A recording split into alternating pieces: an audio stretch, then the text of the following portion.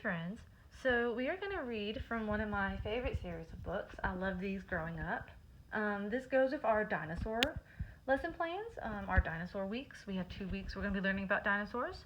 1 week where you'll still be at home, and then the following week, hopefully, we'll be back in the classroom. And so this is the Berenstain Bears Dinosaur Dig by Jan and Mike Berenstain.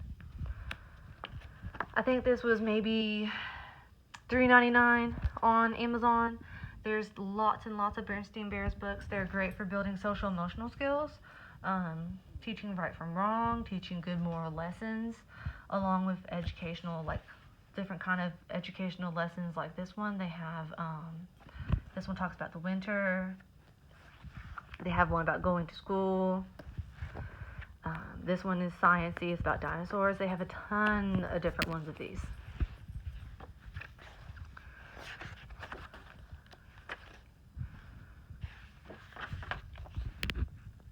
Brother and Sister Bear liked to read, and they went to the Bear County Library quite often.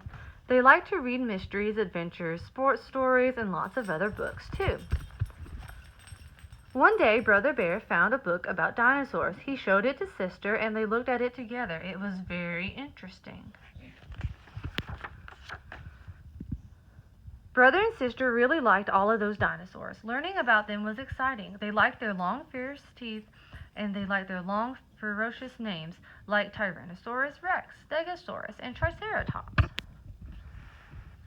Here's the T-Rex, otherwise known as the Tyrannosaurus Rex, the Stegosaurus, and the Triceratops.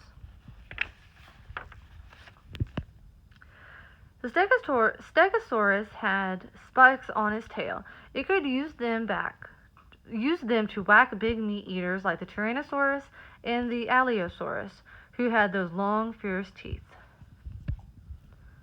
The Triceratops had sharp horns on its head. It could use them to poke any other dinosaur who messed with it. The best part was that they lived long, long ago, so you don't have to worry about them getting you. Mama and Papa were delighted that Brother and Sister had this wonderful new interest, and Honey thought it was okay too. They all went to the Berenstain, the museum, to see the dinosaur skeletons. They were ginormous. Brother and Sister really liked the dinosaur skeletons, which also you're going to find out about. They can be called fossils.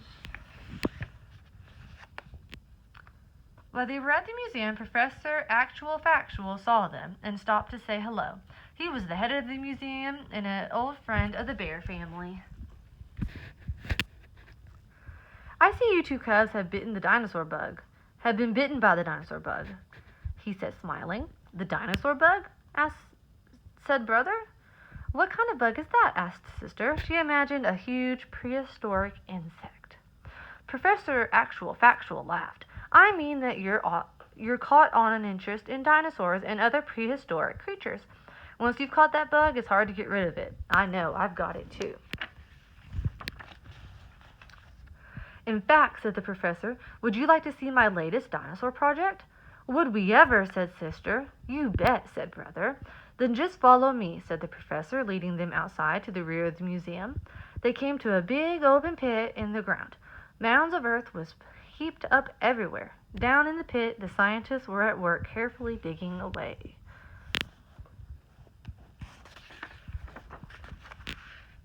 What's all this? Said Papa, scratching his head. This is my latest dinosaur dig, explained the professor. We have discovered a large group of dinosaur fossils right here behind the museum. We're digging them up so we can study them. Wow, said Brother. Did you find a Tyrannosaurus? Well, no, said the professor, but we did find a Spinosaurus skeleton. Spinosaurus was a fierce dinosaur almost as big as a Tyrannosaurus, and it had a huge fin on its back. Can we see it? Asked Sister. Of course, said the professor. Right this way. They all climbed down the ladder into the dinosaur dig. Now, the Spinosaurus skeleton, said the professor, is the first one in this area. Wowee, said Brother, it's humongous. And over here, said the professor, there are many other fossil reptiles. As he led them through the dig, brother and sister imagined all the prehistoric creatures as they would have looked like when they were alive. There's the Spinosaurus, which is the one that's fossilized. It's a fossil here, and that's what it would have looked like. There's the Corythosaurus and the Ankylosaurus.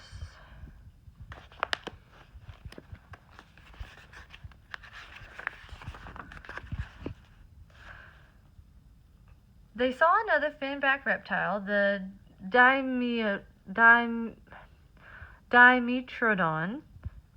a giant long-necked Apatosaurus, a flying reptile called a pterodactyl, and a giant sea reptile, the Mosasaurus.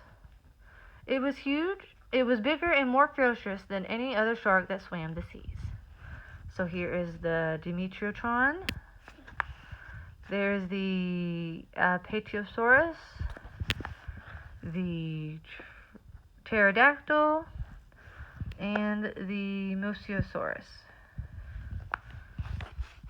And then here are the fossils of each one.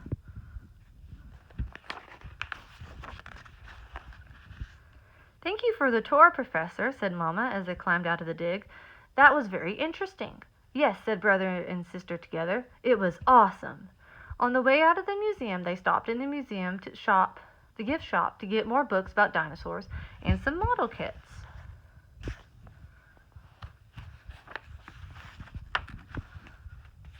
Back at home, brother and sister soon had every inch of their treehouse covered with model dinosaurs. There were dinosaurs and reptiles fighting on the stairs, eating at the table, sleeping on the sofa, swimming in the bathtub. There were even dinosaurs made of clay inside the refrigerator. Brother kept them there so they wouldn't get soft and squishy. It seemed to Papa and Mama that dinosaurs were everywhere.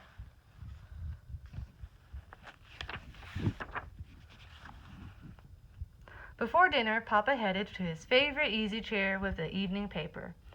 "Oh, Papa," said Sister, as he started to sit. "Yow!" Papa yelled, jumping up. "That's my setup of the Jurassic Age," Sister explained. "Sister," said Papa, "I am delighted that you and Brother have a wonderful new interest, but," he said as carefully as he moved Sister's dinosaurs off his chair, "the Jurassic Age will just have to settle for the coffee table." And with a sigh, he sat down and read his paper. The end.